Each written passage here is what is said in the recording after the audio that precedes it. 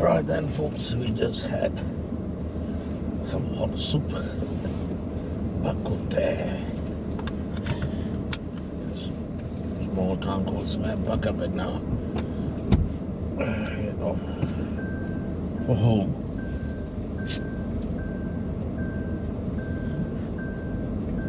This will be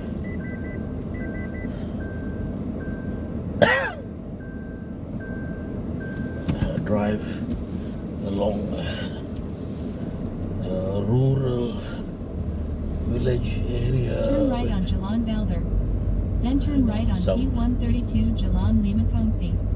Forests, some rubber estate-ish areas, perhaps.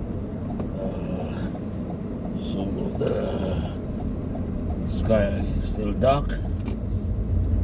Roads maybe not too well lit. So you just probably have to just only see what the headlights show. So the signboard says on the left is a place called Baldo, which is in Sg Bakap, and on the right is a place called Tasik. Tasik is a word that means lake. But we are headed towards small Kulim via the area of Tasik.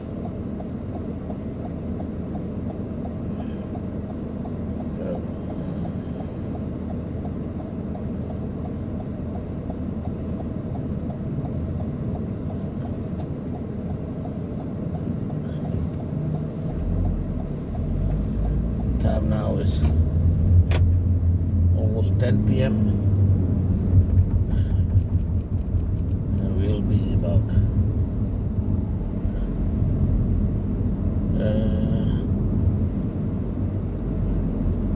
probably about half an hour from home. Let's see how this goes.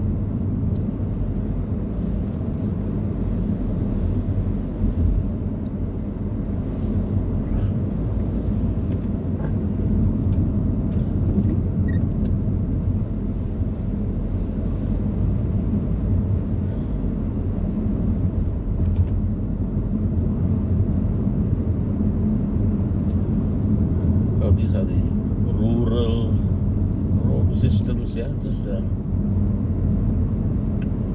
trunk road with one lane each way.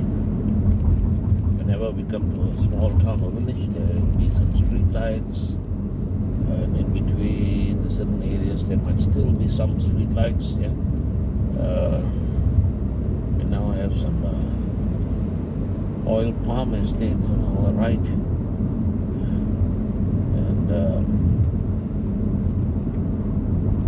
Yeah, they're on the left as well.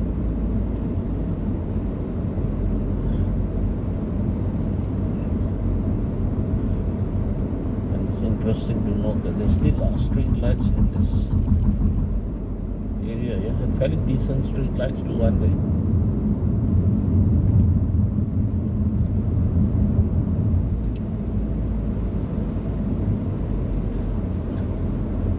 So I guess in that sense, you know, the Malaysian road system is very good. Even though we are off the main road system, still a good road, decent street lights for certain stretches, and then now we come to a stretch with no street lights at all, but the road is still good.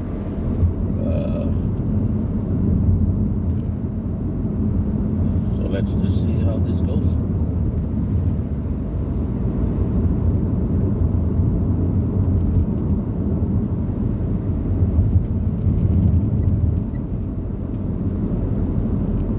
If it's the rainy season, I mean, even now it's raining almost every day, but sometimes we have like severe rains and severe thunderstorms for many days on end.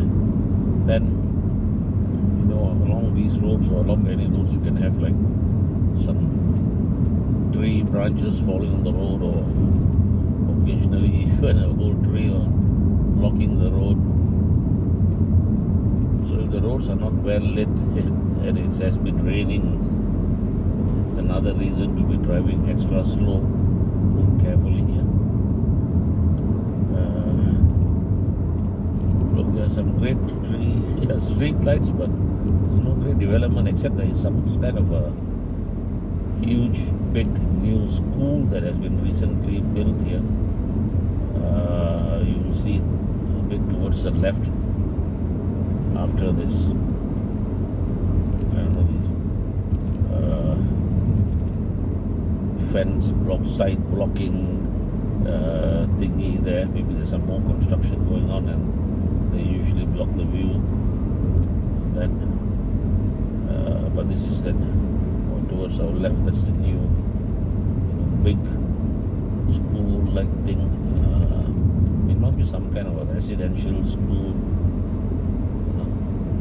for certain selected students. Because like, why on earth? Yeah, here's the school I'm talking about. Before that, there was some other development company. So maybe some contractor is building a whole new township over here. Nothing would surprise me.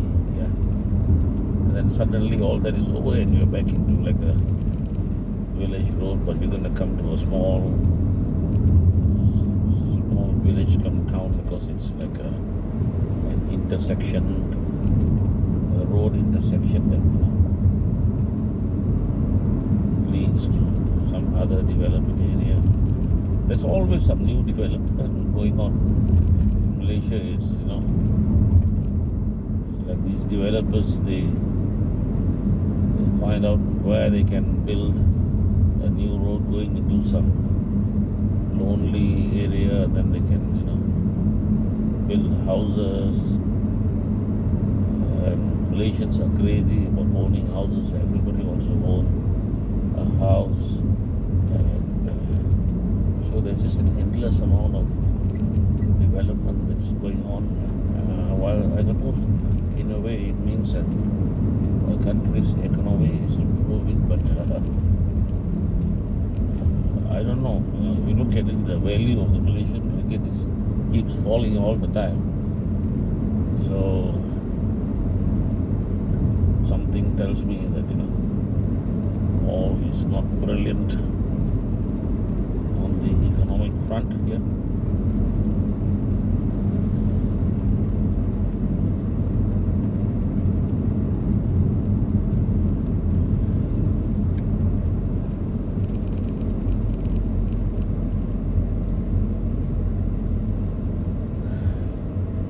Small intersection. On our left here, there used to be a small wooden shed with a really small, quirky little restaurant, and they specialize in selling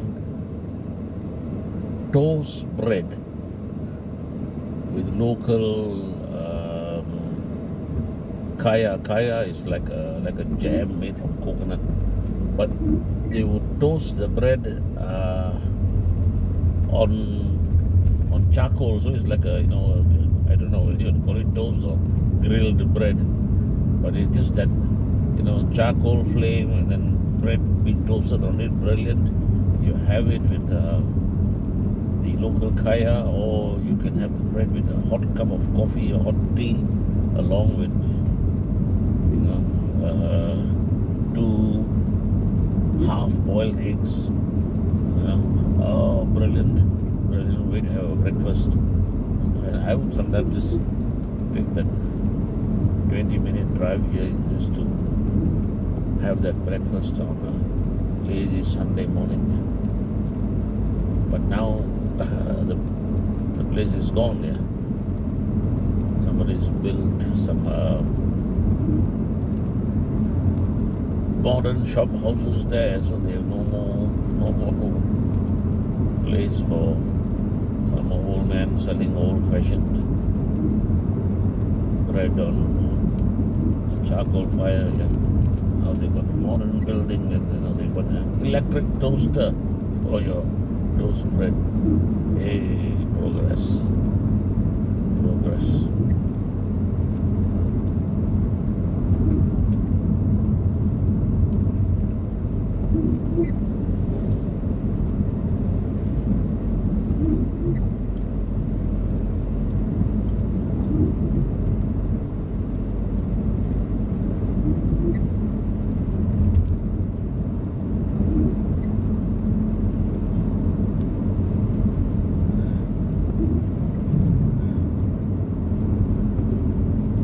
the daytime there are some really, scenic drives that I could take around this area here.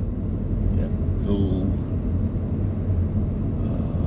rubber plantation line roads, nice hilly roads. I love the hilly winding roads. I got no idea why, but give me a winding road over a straight road anytime. Yeah.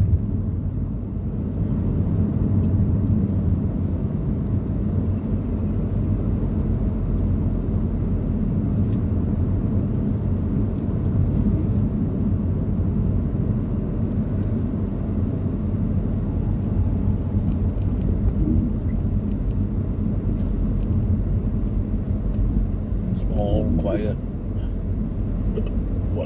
one street town called Junjong.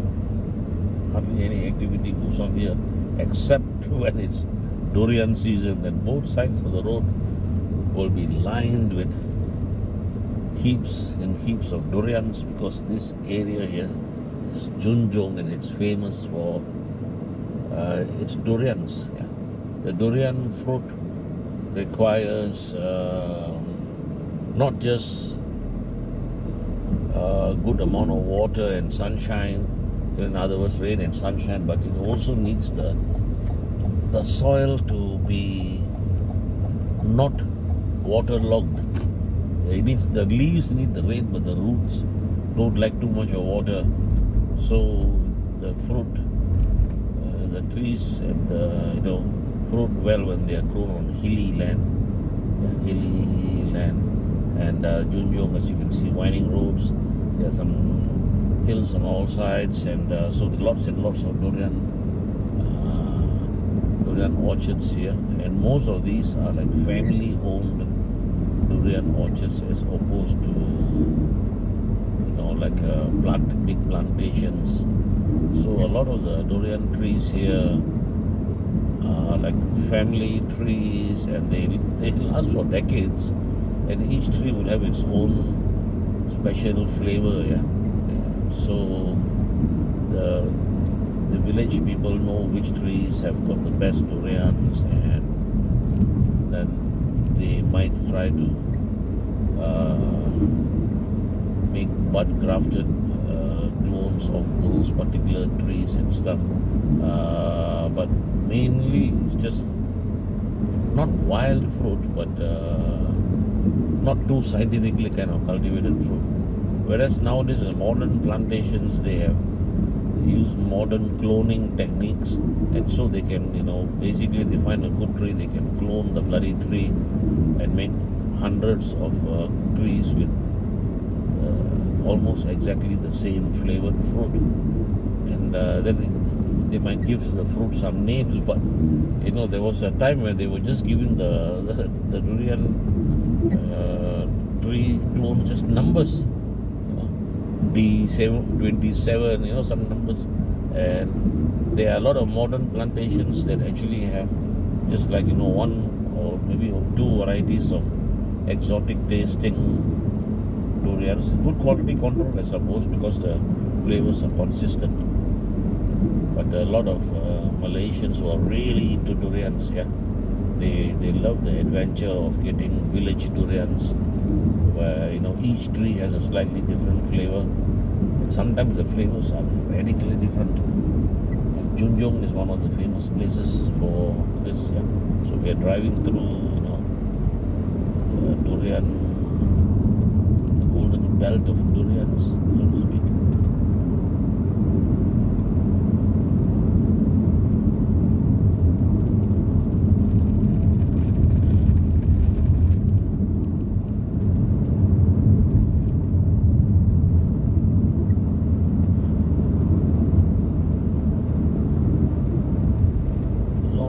Stretch of road just for short distance, and then we are almost in the Kulim area, so to speak.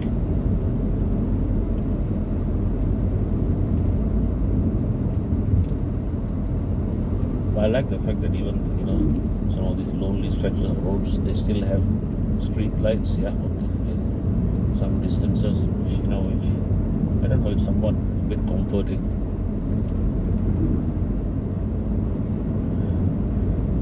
Because in the event of a vehicle breakdown or something, you can go to a street light area and be in a well-lit area while you try to hail some passing car or something, to stop or something to assist you. If you're standing in a dark area, nobody's going to stop for you, and they probably think you're some kind of a ghost. But if you're in a well-lit area, then there's a fair chance. Also a fair chance the tigers can see you, but no, hey, we don't have tigers anymore in this area. No elephants.